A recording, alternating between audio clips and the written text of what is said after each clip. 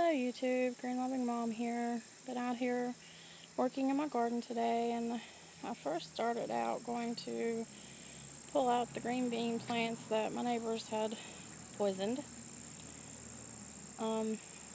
After I calmed down and got over that shock, and I decided I was going to pull out my lettuce, the stuff on this end that I was going to let go to seed. Because I thought, if I'm going to plant lettuce in the fall, there's no point in letting this go to seed as well. So I pulled up some of that, and I just got to looking around in my garden, and I thought, if I'm going to transplant those strawberry plants that need it really bad into a strawberry bed out of the pots, then I need to get to work on that. So I just decided, the heck with it, that's what I'm going to do today. And my knees weren't bothering me today, so I decided today is a good day as any. So that corner's a little wonky, and these are not exactly plumb square, however you want to say it.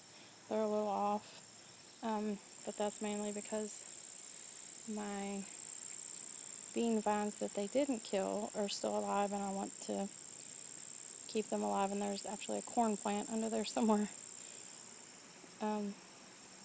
But this is what I did. I extended it out about 1 cinder block length and came across, of course, and I covered it up with newspapers, and then I took my compost that had been cooking and completely covered the newspapers with that, and added in potting soil that I had extra, and about half of that bag.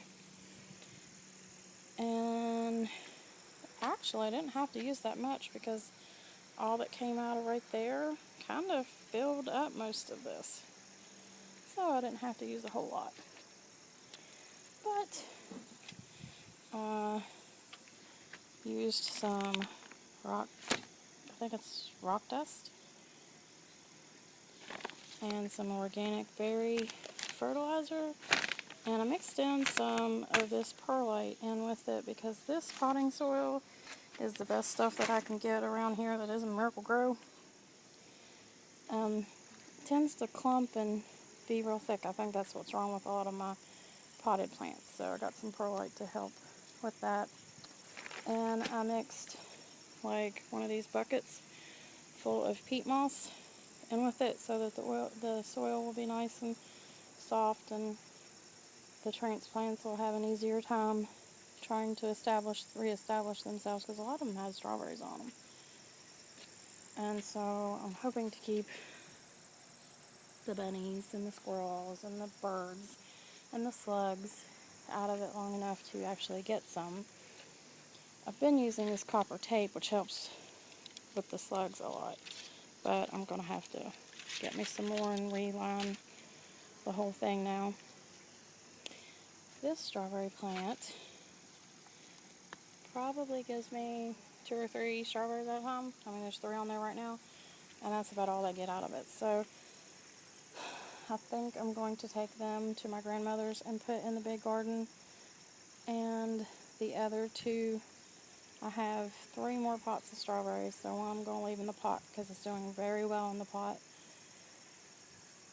and the other one I'll put out front with in the other shaded bed. And I'll have to wait to finish all this till this stuff is finished growing. I don't want to kill any of it or anything, especially my tomatoes there. So I just thought I'd show you what I was doing in the garden today, and hope everyone has a good day. Thank you for watching.